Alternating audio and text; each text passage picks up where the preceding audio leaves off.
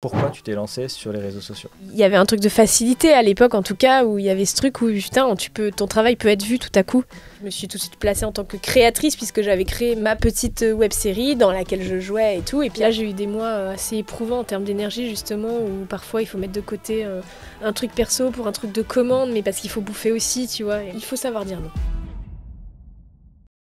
Bonjour Éléonore Coste. Bonjour. On va attaquer dans le vif du sujet avec une question, peut-être la question la plus dure qu'on pose. Comment est-ce que tu te présentes? Souvent, je dis que je m'appelle Éléonore Coste, je suis scénariste, réalisatrice, comédienne.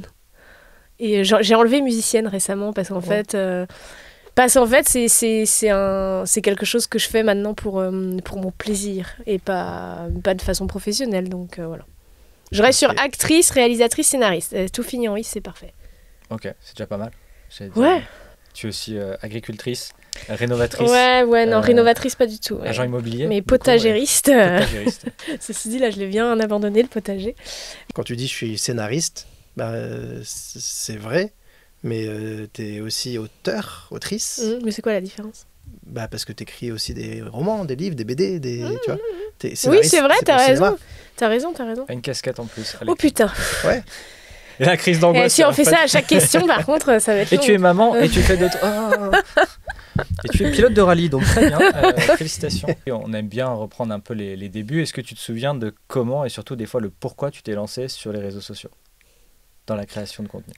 Oui, parce que c'était une plateforme... il y avait un truc de facilité à l'époque, en tout cas, où il y avait ce truc où putain, ton travail peut être vu tout à coup par d'autres de façon beaucoup plus facile que passer par le circuit classique, d'aller faire financer ton film, etc. Donc c'était incroyable à l'époque d'avoir ça. Et donc toi, tu as plutôt commencé en mettant un premier pas en tant que comédienne avec les autres avant de créer tes propres contenus. Est-ce que tu te souviens un peu de chronologiquement comment ça s'était Non, chronologiquement, oui, j'ai eu le parcours classique, cours Florent, conservatoire, casting et tout. Et on sent que ça s'est bien passé. C'était très frustrant, c'était très difficile cette période. Une fleur qui pousse en direct. Pardon, cours Florent, j'ai rien contre vous. Mais après, c'était le journal de Lolo, donc je te regarde parce que on s'est connus vraiment à cette époque, l'époque de Dailymotion. Ouais. Et mais toi aussi, non? Non, un peu après. Un peu après. Je me dis, quand on dit ça, j'ai l'impression que j'ai mal au lombaire, que j'ai mal au dos. L'époque Dailymotion. Mais en tout cas, j'ai l'impression, avec les réseaux, en tout cas, ça a été tout de suite. Je me suis tout de suite placée en tant que créatrice puisque j'avais créé ma petite web-série dans laquelle je jouais et tout. Et puis après, c'est vrai que j'ai été plus comédienne avec Le Visiteur du Futur, etc. Mais après Golden, en fait, j'ai été très vite scénariste chez Golden. C'est le moment où je vais prendre un coup de vieux parce que je suis pas très bon en date, mais donc Golden, c'était quoi? C'était 2010, 2011. Ouais, moi je suis arrivée en 2012 et on s'est tous un peu cassés en 2017, 2018. Ça, il y a eu la deuxième vague en 2017. Voilà, c'est ça. La nouvelle vague. La avec, deuxième vague. Non, mais oui, mais avec. Oui, avec c'est ça. Avec Anis. C'est ça. Multiprise. Aurélien, Multiprise, etc. Ouais. C'est McFly et Carlito qui viennent de faire une vidéo sur l'ère Golden, où ils sont repassés, ils ont fait des reacts sur leur propre vidéo, leur première vidéo. C'est drôle, ok, j'ai regardé. Je crois que t'es dans quand t'es dedans, hein, je crois, quand le sketch où ils jouent un morceau en salle d'auteur et autrice, et qui est un truc sur la bite ou je sais plus quoi. C'est pas un truc avec des... Je sais pas pourquoi j'ai un souvenir de Tupperware. Je sais plus si c'était... Ah mais putain, c'était drôle ça. Vous voyez, ça ressemble à ça la vieillesse en fait. Excusez-moi, je vais juste vous dire que c'était ça. On met un petit extrait là, c'est très très drôle. Ah oui, et je crois que t'es dedans, à la fin vous retournez tous vers la caméra comme ça. Oui, c'est ça. Et vous restez de marbre. Ça me donne envie, je vais regarder. Voilà, donc ils ont fait un react sur leur succès, les premiers succès... En expliquant qu'ils venaient du lab, etc. Ouais. Enfin, et du coup, ça t'a apporté quoi, cette ère Golden Moustache? Ça m'a tout apporté, le professionnalisme. Ouais. Déjà, on s'est tous professionnalisés, on a tous appris à tout faire aussi, puisqu'on devait être couteau suisse. Donc j'ai appris à monter, j'ai appris à réaliser. Enfin, j'ai vraiment fait mes armes là-bas. Et puis ça nous a permis de nous rencontrer tous, parce qu'aujourd'hui... on continue plus ou moins à travailler, on gravite tous un peu autour. Voilà, c'est... Vous vous connaissez pas avant? Moi, je connaissais Raph du Visiteur du Futur et Flaubert aussi. Mais sinon, non, Méniel, Lucien, tout ça, Justine, je la connaissais aussi. Donc, oui. Donc, non, il y en avait qu'on connaissait pas. Voilà. Mais hier, par exemple, je suis allée à l'avant-première du film de Flaubert. Et c'est hyper émouvant. Parce qu'en fait, on était tous là et ouais, on avait tous les larmes aux yeux. Parce qu'on se disait, putain, c'est beau, quoi, de se dire que là, le gars, il remplit il a fait son film. C'est fou, hein. Il a fait son film et c'est chambé et ça, c'est trop beau, quoi. Après, tu vois, Flaubert, je nous mets un peu dans le même panier, on n'a jamais été des youtubeurs. On s'est jamais considérés comme des youtubeurs. On a utilisé cette plateforme à un moment où elle était là comme vitrine et avec Golden aussi. Personne, je pense, chez Golden ne se considère... Il n'y a pas de youtubeur chez Golden. Il n'y en a pas. Peut-être Julien Josselin, il faisait quelques trucs... Du coup, McFly et Carlito. Oui, McFly et Carlito, mais sinon, je veux dire, c'est que des... On avait tous pour vocation quand même de passer sur de... vocation... En tout cas, on voulait faire de la fiction, peu importe où, mais il n'y avait pas ce truc de je veux être youtubeur et gagner ma vie avec YouTube. Il n'y a jamais eu réellement cette ambition-là, quoi. Et c'est vrai qu'il y en a très peu qui sont retrouvés dans des formats avec les codes YouTube. Toi, tu l'as essayé à un moment donné. Avec les topos de Lolo. Et tu vois, et franchement, j'ai jamais fait autant de vues. Ouais. Mais je me disais, putain, c'est ouf de faire autant de vues là-dessus et que sur mes créations, sur mes films, et voilà. Et tu te reconnaissais là-dedans ou pas? C'était moi. De toute façon, j'essaye toujours de faire les choses sincèrement, mais c'est vrai que c'était très... Il y avait beaucoup de postiches et de trucs autour. Donc, en fait, après, avec Genre Humaine, j'ai l'impression d'avoir un peu gommé tous les artifices pour arriver vers un truc beaucoup plus sincère. Mais c'était un pari parce que je savais pas trop si... Mais je ne l'ai pas fait en me disant il faut que ça marche sur YouTube. Je l'ai fait en me disant c'est ma boutique de vêtements et j'expose mes créations et maintenant ça a l'avantage que tout le monde peut voir ma boutique. Ouais. Moi, je ne l'ai jamais considéré plus que comme une boutique YouTube. Quand tu as sorti Fantasme, moi, je savais que ça allait être bien, mais j'étais convaincu que ça allait flopper en termes de vues. Bah oui, bien sûr. C'est vrai, finalement. En plus, c'est un 50 minutes. C'était n'importe quoi. C'est complètement bâtard comme format. C'est trop long ou pas assez long. C'est de la fiction. C'est pas habituel. C'est complètement inhabituel. Je pensais pas qu'il y aurait autant de succès. C'est incroyable, quoi. Moi, je me suis pris une claque. Hein. Et c'est là où je me suis dit, en fait, il y a sur YouTube une place pour tout. Mais bien sûr. En fait, tant que ta démarche elle est sincère et que tu as vraiment envie de dire quelque chose et que c'est quelque chose qui est concernant aussi, tu vois. Le fantasme, je savais que c'était un sujet qui concerne, je pense, 90% de la population. Ouais, bien sûr. Et donc, voilà, mais moi, je suis persuadée que quand ta démarche elle est sincère, ça fonctionne. Après, tu as un certain talent pour ça aussi, quoi. Tu racontes les histoires très bien et tu vas chercher au plus profond de l'âme des gens, donc c'est pas commun. Je veux dire, l'œuvre en tant que telle, elle est pas commune. N'importe qui aurait voulu parler de fantasme, il n'aurait pas parlé de fantasme de la même façon et il n'aurait pas rencontré ce succès-là. Hein. C'est vraiment toi et ton talent. Hein. Mais voilà, ça ouvre la porte à plein de choses, quoi. Moi, je m'en étais pas rendu compte à ce point-là avant. Tu vois, ce qu'on voyait, c'était des fictions courtes en mode sketch. Tu vois, justement, tout ce qui était Golden, voilà. Mais fiction longue, c'est la première fois. Après, il y avait Les Dissociés avant, mais pareil, qui est très sur de l'humour, qui est très, tu vois, donc il y avait un truc un peu plus divertissant, plus grand public. Là où toi, c'est vraiment tu te retrouves pas chez Arte par hasard, quoi, tu vois, derrière. Et je m'attendais vraiment pas, quoi. Belle perf. Merci. Bravo. Merci beaucoup, Chris. On a dit une transition préparée. Est-ce que tu peux nous expliquer comment on passe d'un projet entre guillemets qui est mis sur YouTube avec on va voir ce qui se passe, etc., à collaborer avec une grande chaîne de télévision, et comment le pont s'est fait et qu'est-ce que ça a changé pour toi en tant que créatrice? Est-ce que tu as gardé le contrôle sur tout, ou est-ce que... Donner un petit peu de contexte. Oui, pardon. Oui. J'essayais de réfléchir, qu'est-ce qu'il faudrait qu'on raconte. Éléonore sort une série qui s'appelle Bouchon. Oui, le 29 avril. 29 avril, c'est sur Arte. Oui. Et donc c'est suite aux différents formats qu'elle a pu faire préalablement, donc les moyens métrages et une série surtout qui s'appelait Genre Humaine, qui a séduit Arte et qui a permis d'aller vers Bouchon. Bah, tu l'as très bien résumé. Ça, c'est notamment grâce à... En fait, Bouchon est produite par Portrait Robot, qui sont les gars avec qui je travaille depuis des années, qui ont produit Fantasme, Hippocampe, Genre Humaine. Non, pas Hippocampe, c'est moi. Je le ferai plus jamais. Et c'est coproduit par la Blogothèque, et notamment Julie Moons, qui est une personne que j'ai rencontrée et où ça a été un véritable coup de cœur. Et en fait, elle avait vu Genre Humaine. Et elle avait parlé, je crois qu'Arte aimait bien aussi Genre Humaine, mais elle s'était dit, en tout cas, il y a un truc à faire avec Arte, avec Éléonore. Et Arte voulait un peu me challenger sur parce que Genre Humaine, c'était vraiment presque des courts-métrages indépendants, c'était toujours un plan séquence, et il voulait me challenger, voir si j'arrivais à écrire une série avec du liant, avec un fil conducteur et un truc beaucoup plus sériel, en sortant un peu du sketch, quoi. Et voilà, ça a été super long, hein, ça a été un travail difficile et éprouvant. Mais génial, j'ai adoré. Et puis après, j'ai pas travaillé avec 1000 diffuseurs, mais quand même quelques-uns. Et Arte, c'est... En fait, t'as une liberté totale de ton. T'as un accompagnement tellement... En fait, tous les retours étaient toujours si intelligents et pertinents qu'il n'y avait jamais ce truc où, tu sais, parfois, tu peux avoir ce retour où tu te dis « Ah putain, mais il a pas compris ce que je voulais dire. » Et en fait, jamais. En fait, je me sentais toujours comprise. Et je me sentais toujours...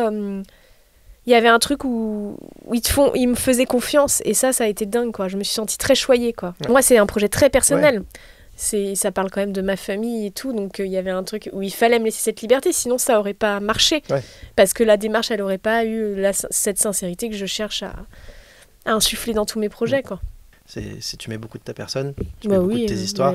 Quand on écrit, on est obligé de faire ça, de toute façon. J'y crois pas.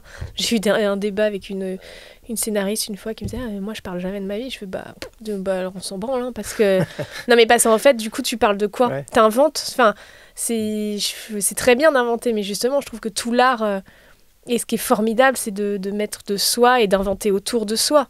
Et parce qu'en fait c'est en parlant de toi que tu vas parler aux autres. C'est pas en parlant de je sais pas, d'inventer une personne qui n'existe pas. Tu peux, mais moi en tout cas c'est des projets qui vont moins me parler, vraiment. Moi je vois le film qui est sincère, le film où moi j'adore voir un film et me dire ah putain mais c'est la réal, enfin c'est elle qui l'a, c'est lui ou elle. Là le film de Flaubert c'est tellement lui par exemple, c'est trop touchant, c'est c'est lui. En fait ils existent ces gens-là, et c'est pour ça que ça me touche. Moi ce qui me touche c'est ce qui me ramène à la vie. Et donc je sais pas, moi ça m'a toujours paru très évident. Mais c'est dur. Je comprends la démarche, je comprends l'évidence de la démarche. Je trouve ça hyper dur de mettre sur le papier tout ce que t'es. Moi je trouve que c'est l'inverse qui est dur. Tu sais, t'as un peu la même chose dans le stand-up parfois. Où tu sais le pas stand-up, trop à quel point tu mets de toi et mais le stand-up c'est complètement autobiographique. Enfin, je veux dire, plus un humoriste parle de lui, plus il est marrant et plus il se met en danger. En fait, c'est une mise en danger aussi, c'est ça qui est excitant. C'est pas un hasard si aujourd'hui tu as aussi la communauté que tu as.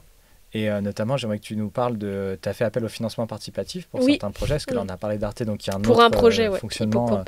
Et est-ce que tu faisais partie de ces gens? Parce que souvent, le financement participatif, il y a un peu deux équipes. Il y a celles et ceux qui veulent pas y aller ou qui osent pas. Tu vois, il y a un peu ce... Ah ouais, moi j'ai mis du temps avant d'y aller. Et qu'est-ce qui faisait que tu avais une retenue à y aller? Qu'est-ce qui se passait en fait? La retenue, c'est qu'en fait, on est professionnalisé.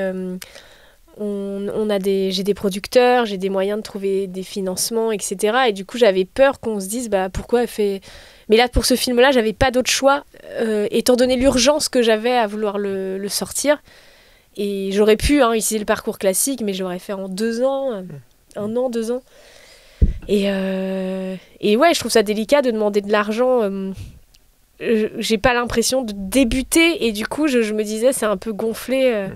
d'aller demander de l'argent alors qu'aujourd'hui c'est ton métier et t'es payé pour ça, et voilà.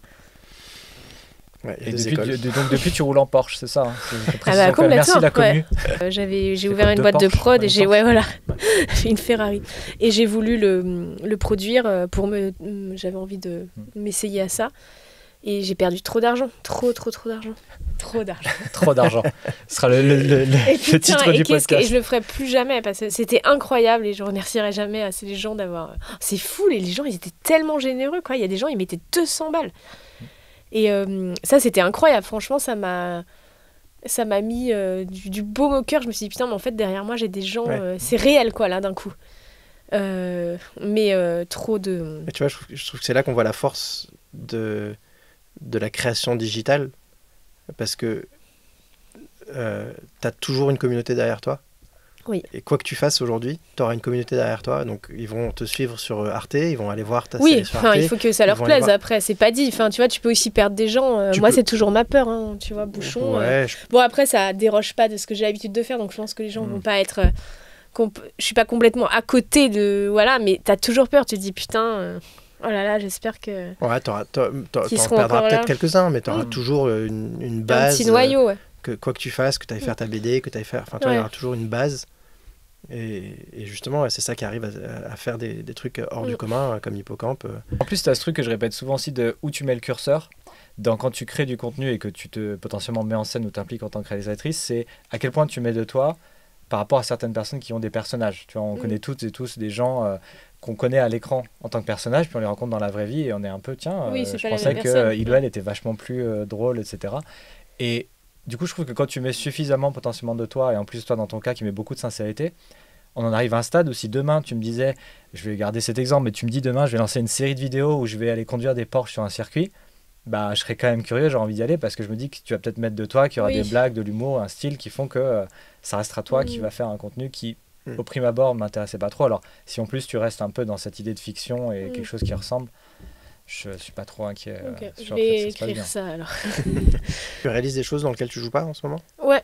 C'est la première fois ou parce que je me pose la question si tu réalises. Fantasme, c'est marrant, les gens ils oublient, mais je joue pas dans vrai, Fantasme. tu joues pas dans Fantasme. Ouais. Mais les gens vraiment ils oublient. J'allais dire, moi, en plus d'avoir lu à l'époque le script et tout, moi j'étais visualisé avant de voir le truc, j'avais déjà toi en tête quand je lisais le script et du coup dans ma tête. Bah ouais, les gens ils pensent qu'ils ont oublié que c'était pas moi, c'est trop marrant. Ouais, c'est vrai. Bah ouais, mais ça veut dire que c'est mission réussie aussi quoi. Mais c'est mission réussie, ça veut dire que ça veut dire que c'est possible de pas jouer et que ce soit quand même moi, tu vois, ce qui était ma crainte dans Fantasme. Donc oui, ça m'arrive de réaliser. Ceci dit, t'étais incroyable dans Dune 2. Je trouve que, en tout cas, moi, t'es vraiment ton personnage qui m'a le plus touché dans Dune. C'était intense comme tournage. J'ai pu acheter ma Porsche du coup. De fait, comment tu répartis aujourd'hui ton temps et ton énergie, etc., et même ta créativité entre tes projets et les projets des autres, que ce soit en tant que comédienne ou réalisatrice? Là, j'ai eu des mois assez éprouvants en termes d'énergie, justement, où parfois il faut mettre de côté un truc perso pour un truc de commande, mais parce qu'il faut bouffer aussi, tu vois. Et c'est sûr que je gagne plus d'argent avec les trucs de commande que mes trucs perso aujourd'hui. Mais en fait, la chance que j'ai, c'est que je trouve que quand même, il y a une temporalité qui se fait bien, où tu vois, là, j'ai fini une adaptation d'une série québécoise commande, j'ai fini, et du coup, ça me permet d'écrire sur mon long, et puis après, je refuse aussi des trucs quand même, maintenant. Enfin, j'essaye de prioriser. Cette année, en tout cas, c'est un truc que j'ai tendance à dire beaucoup oui à tout, et après, je me retrouve sous l'eau, et je pète les couilles de mon mec et il me dit toujours mais tu dis toujours pareil, mais dis non. Et c'est vrai que des fois il faut savoir dire non aussi, voilà, il faut savoir dire non. Il y a une question que j'aime bien poser aux créateurs et créatrices, en particulier aux créatrices, mais t'es pas forcément méga concerné parce que tu as quand même une des meilleures communautés sur le web de manière générale, c'est comment tu fais face et comment tu gères la modération de tes contenus, parce que tu es quand même exposé aux commentaires et en particulier sur des contenus qui sont très personnels. Donc j'imagine que tu auras toujours un con ou une conne qui va dire c'est bien fait si machin il meurt ou machin la machine elle est trop conne. J'ai jamais eu ça. Ouais, j'ai eu à l'époque plus des topos de Lolo, oui, t'es moche, t'es grosse, classique. Mais franchement, moi j'ai de la chance, j'ai toujours dit j'ai jamais eu des gens horribles qui viennent dire des autres. Enfin, il y a toujours un con ou deux qui disent c'est de la merde ce film, mais ça c'est la vie, c'est comme avoir des mauvaises critiques, faut l'accepter. Mais non, moi j'ai pas subi ça. Comparé à d'autres, notamment mon ami Marion Séclin ou d'autres qui s'en sont pris vraiment plein la gueule, j'ai été très préservée de ça. Et à l'époque de Golden, tu ressentais à Golden, si, il y avait quand même des commentaires assez horribles. Par rapport aux créateurs mecs qui non, mais aussi ils se prenaient des trucs dans la gueule. Attends, tu crois que Méniel il s'est pas pris il est moche, enfin on se prend tous des trucs dans la gueule, homme ou femme. J'ai pas senti de différence par rapport à si après t'as toujours les trucs elle a des grosses, je la bien, bon voilà, peut-être un peu plus de ça, mais franchement moi je m'en branle. Oui, non mais enfin tu vois, ça m'a jamais, si je me souviens que ça m'a fait beaucoup de mal à l'époque où j'avais vraiment grossi parce que j'avais arrêté de fumer. Et où c'était très dur de lire les... Parce qu'en fait, je me disais, non, mais c'est dans ma tête, c'est que moi. Et de lire qu'en fait, tout le monde remarquait que j'avais grossi et que c'était vraiment un sujet. Dans les commentaires, ça, je me souviens que ça avait été super dur, vers 2016. C'est un des problèmes que justement, je trouve que tu peux avoir avec ces commentaires, c'est que selon comment tu es dans ta vie et ce qui se passe, tu peux lire des choses et ça te passe au-dessus. Oui, c'est ça. Mais comme tu dis, un jour, pour peu qu'il y ait quelque chose, t'as un peu d'insécurité. Et pour peu que tu sois un peu sensible et que, oui, en effet... Après, moi, une fois que j'ai décidé que j'en avais rien à foutre... C'est ça, quoi. En plus, tu vois, par exemple, tu pourrais faire un contenu très personnel sur le plan fiction qui te touche à un truc et au moment où tu dis ce commentaire qui dit bah bien fait si l'autre elle crève de sa maladie et genre tu vois ça peut te toucher quelque chose, toucher une fibre ou quelque chose qui est... Pour moi c'est des débiles. Ouais. Ah oui non mais on est donc c'est même bien pas des d'accord gens là-dessus en mais fait. c'est vrai que c'est toujours intéressant de demander parce qu'après il y a des personnes qui ont tendance à sous-traiter ou en tout cas à se mettre à ne pas être exposé directement aux commentaires qui essaient d'avoir un premier filtre même si maintenant ça s'est amélioré sur certaines plateformes pas toutes où tu vois voilà, il fut un temps, tu mettais un filtre insulte, il y a quand même la moitié des trucs qui passaient et tu fais attends, fais chier quand même. Quoi, il y a quand même eu du mieux là-dedans, comme quoi des fois un peu d'intelligence artificielle ça peut aider aussi c'est clair. À ce genre de choses. Ouais. Et qu'est-ce que tu... donc toi tu as eu cette chance-là, mais si tu devais recommencer sur les réseaux sociaux aujourd'hui, ou avec le recul, est-ce qu'il y a des trucs que tu aurais aimé savoir, apprendre ou que tu n'aurais pas fait par exemple? J'aurais commencé plus tôt. Ouais, mais ça, Voilà. Qu'est-ce que j'aurais pas fait? J'aurais mis 100 € sur les bitcoins. Ouais. Voilà. C'est ça. Qu'est-ce que j'aurais pas fait? Il n'y a rien que je n'aurais pas fait. Ce que j'aurais fait... Si, j'aurais aimé... J'aurais peut-être aimé, mais en même temps, la temporalité, c'est bien comme ça, mais j'aurais peut-être aimé trouver ma patte, entre guillemets, plutôt assumer plus vite de faire de la fiction et pas forcément vouloir faire à tout prix un truc YouTube pour... voilà, c'était pas la bonne démarche, tu vois. Mais bon, ceci dit, c'est bien, parce qu'en fait, c'est ça qui m'a permis de me trouver aussi après. Tu peux pas te trouver tout de suite comme ça, donc... Non, mais rien, franchement, rien. Moi, je suis très contente de mon parcours sur Internet. Il n'y a rien que j'aurais fait. Je pense d'ici 1 heure ou 2, je dirais, ah, mais si. Il y a peut-être ce truc. Une petite compilation des pires questions. Quelqu'un a dû faire ça, des pires questions qu'on vous a posées en entretien d'embauche. En même temps, je suis sûr que vous deux, vous n'avez pas fait beaucoup d'entretiens d'embauche. Ah, tu rigoles, j'en ai fait plein, moi. Pas des castings, des entretiens d'embauche. Mais bien sûr, mais attends, moi, pendant 11 ans, j'ai eu des boulots horribles, quoi. Ouais. Du genre du genre hôtesse d'accueil ou vraiment là la main au cul, les vieux pervers dégueulasses. J'ai été assistante boulangère dans une boulangerie délicieuse à Saint-François-Xavier. Je me suis fait virer parce que je mangeais les... Tu leur coûtais plus cher. Je mangeais les viennoiseries. Et c'est trop bon aussi parce que tu sais, ça sort direct du four, ça sent bon. C'est dur de pas en manger. Hein. Toi, t'es debout depuis 5h30. Impossible. J'ai été ouvreuse, j'ai travaillé longtemps à l'Opéra Garnier. Trop bien. En tant qu'hôtesse aussi, j'ai été aussi longtemps au Théâtre des Blancs-Manteaux. Ouais. J'ai été serveuse, bien entendu. Voilà, donc je les ai passés, ces fameux entretiens. Tu les as fait, ouais. Où je disais que mon défaut, c'était d'être un perfectionniste. Mais vas-y, c'est quoi? Est-ce que là, comme ça, je te demande une question terrible qu'on t'ait posée un jour? C'est normal, c'est toujours quand je devais te dire, quand on me demandait mon niveau d'études. Et j'ai pas le bac, moi je suis partie à 16 ans.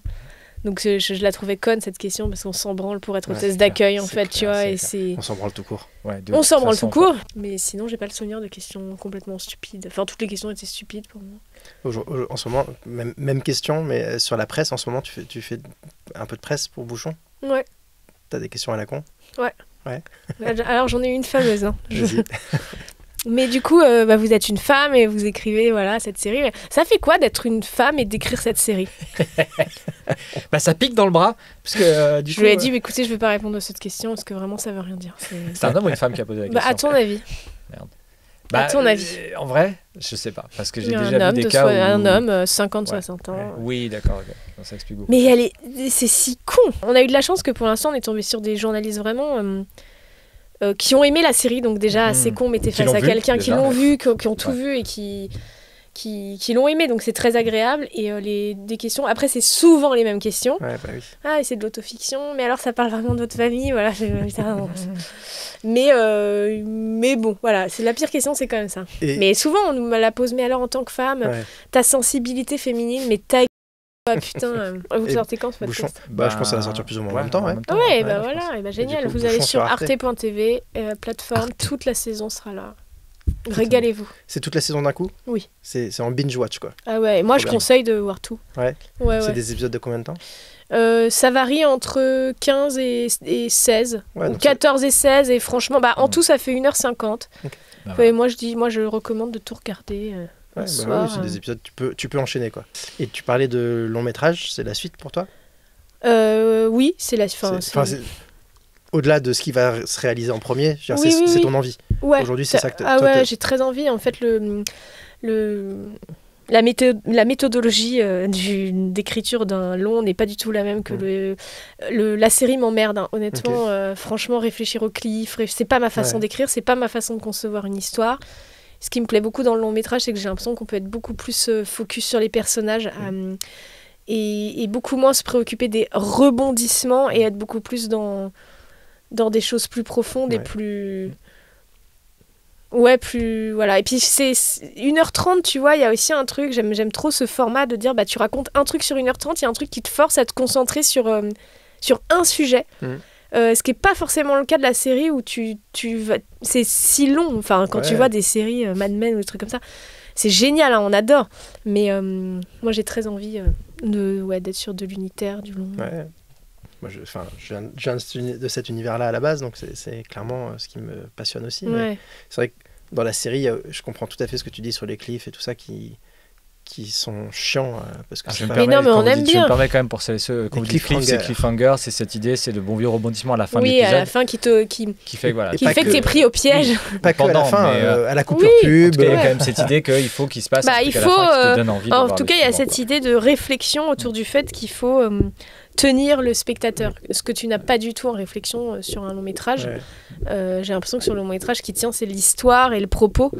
Mais sur une série qui est plus longue dans le temps, on pourrait se dire que tu as plus de temps pour développer tes personnages. Aussi, justement. c'est vrai. Ouais, c'est vrai, mais du coup, je trouve qu'à un moment, c'est trop. Même si en fonction du diffuseur... Mais tu vois, les meilleures séries, c'est les séries les plus... Enfin, voilà, genre Fleabag, 2 saisons, c'est parfait. Master of None, qui a eu l'intelligence de faire une saison 3 sur, en fait, sa meilleure amie.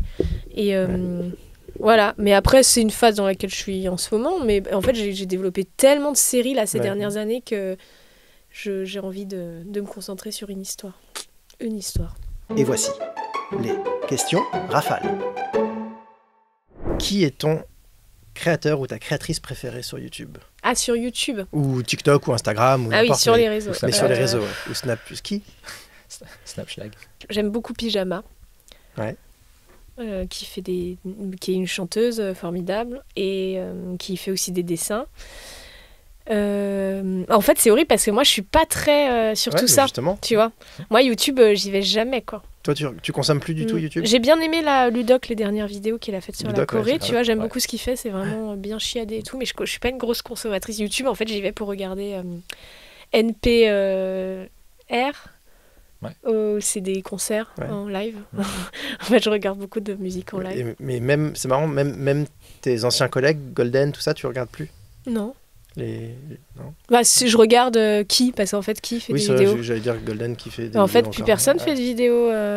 Côté Bagel, il y en a encore. Mais alors tu vois, Bagel, par exemple, j'ai pas vu un truc, mais c'est horrible. Mais évidemment, si c'est un pote et tout, je vais regarder le truc. Mais déjà, je déteste regarder quelque chose sur mon téléphone. Je déteste. Pareil. Et sur la télé, j'ai pas le réflexe.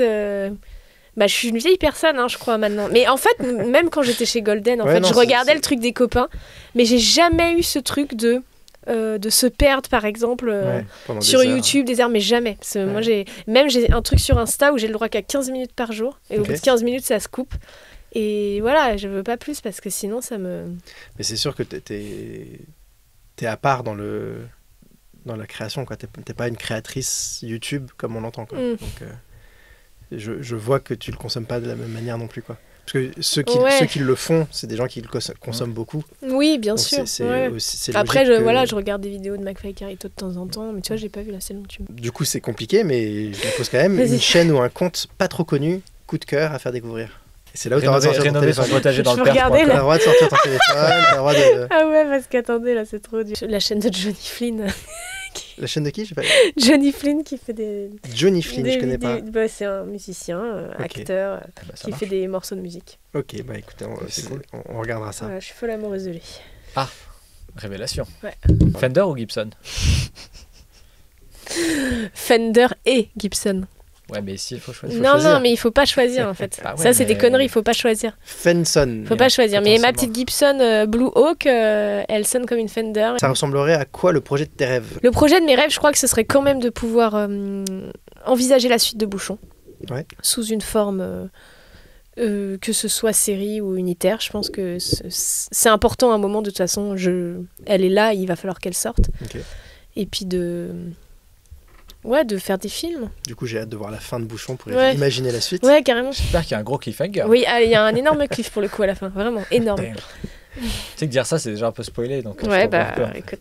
C'est quoi ton meilleur souvenir en tant que créatrice? Et donc là, je pense qu'on peut l'élargir hors du digital, si tu veux. Parce que tu as quand même Mon meilleur aussi souvenir d'expérience ailleurs, donc c'est intéressant. Mais c'est plusieurs souvenirs. Je crois que mes meilleurs souvenirs, c'est toujours les moments où. C'est le moment, je pense, où j'ai sorti Fantasme et qu'il y a eu cet engouement alors que je m'y attendais pas du tout, quoi. Et que tout à coup, je me suis dit. Mais c'est aussi quand j'ai lancé la cagnotte pour Hippocampe et que je m'y attendais pas. Et que je crois que c'est ça, mes meilleurs souvenirs, c'est de voir à quel point les gens sont derrière. Et ça, c'est tellement émouvant. C'est incroyable, quoi. Incroyable. C'est quoi ton meilleur souvenir au YouTube Space? Ah, c'était génial, la bouffe. La bouffe. Ah ouais. La cantine de Google, sans hésiter. Vous étiez géniaux, j'ai plein de bons souvenirs avec vous, mais franchement, la bouffe. Moi, j'aimais bien mes collègues, j'aimais bien mon boulot, mais je t'avoue que la bouffe... Ouais. Alors, entre nous, ça reste entre nous, c'est quoi ton pire projet en tant que créatrice? Ça reste entre nous? Ouais, et les gens qui regardent, voilà. Mais ça reste entre nous. Le pire projet de créatrice? Bah attends, je peux pas dire ça. Ça reste entre nous, on a dit. On peut vraiment le couper à un moment si tu veux. Attends, je réfléchis, mais il y en a beaucoup. Hein.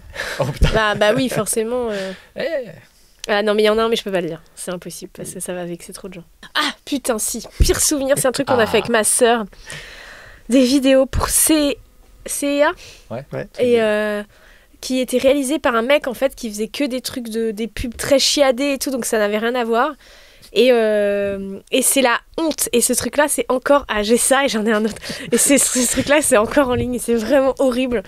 Et c'était un mec qui se la pétait, qui était dégoûté parce qu'on n'était pas mannequin, tu vois. Ouais. Et ça se voyait que ça le saoulait de travailler avec nous.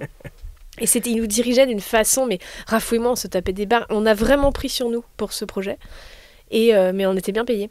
Et l'autre projet horrible, c'est un truc que j'ai fait pour Stockomanie.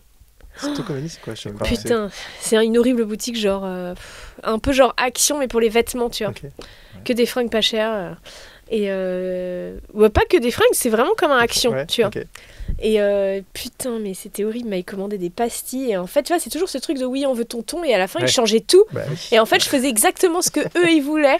Et vraiment, et c'est la honte. Et ça, c'est encore dispo ici, j'ai trop la honte. C'était horrible. Là. Mais bon, de la thune. On met les liens en description. Non, vous les mettez pas. On va peut-être couper celle-là.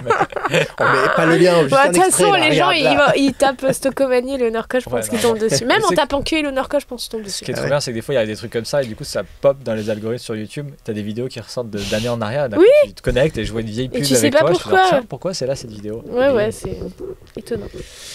Et la dernière question qui n'a plus de sens puisqu'on en a déjà parlé beaucoup, mais c'est quoi tes actualités? C'est l'opportunité de parler de ce que tu fais en ce moment, mais bon. Ouais, est-ce que je l'aurais dit? Ouais, je pense qu'on a compris. 29 avril, Arte.tv, Bouchon. Voilà, je sais pas quand ce. Et si, j'ai une autre actualité. J'ai ma bande dessinée qui sort en septembre. Une nouvelle? Oui, une nouvelle chez Delcourt, avec une nouvelle dessinatrice qui s'appelle Aria, qui est formidable. Et voilà, c'est toujours. Et ça parle de quoi? Alors ça parle ça s'appelle Pauvre Meuf. Et ça parle de tous les hommes qui ont régi ma vie et de toutes les fois où je me suis retrouvée dans des situations délicates. Ça parle à quel point vous êtes tous des enculés, quoi. On peut le dire. Non, écoutez, je vois pas de quoi vous parlez. Je veux dire, non, mais ça parle. Not all men. Excusez-nous. Voilà. J'avais balancé des noms. Vas-y, on y va tester. Vas-y. Non, mais je veux dire, c'est l'interview Figaro Magazine. Écoutez, faut pas faire des raccourcis. Non, BFM TV, c'est les trucs avec les gros réacs. Moi, dans ma BD, j'ai balancé aucun nom, mais. Nous non plus. Mais écoute, en tout cas, c'est sûr que voilà, c'est intense. Eh ben, merci beaucoup, il s'agirait d'aller manger maintenant. Ah ouais, trop faim, qu'est-ce qu'on va manger? C'est vraiment le podcast qui devient inintéressant. Vous pensez coréen, il y a un très bon coréen. Ah ouais, c'est drôle parce que ça fait longtemps. Bon bah allez, on s'en fout de bon, allez, salut les gars. Allez, bye bye, on va manger un bibimbap. Merci Léonore. Merci tout le monde. Merci à vous. Bouchon, Arte.tv, 29 avril. Tout à fait. Arte.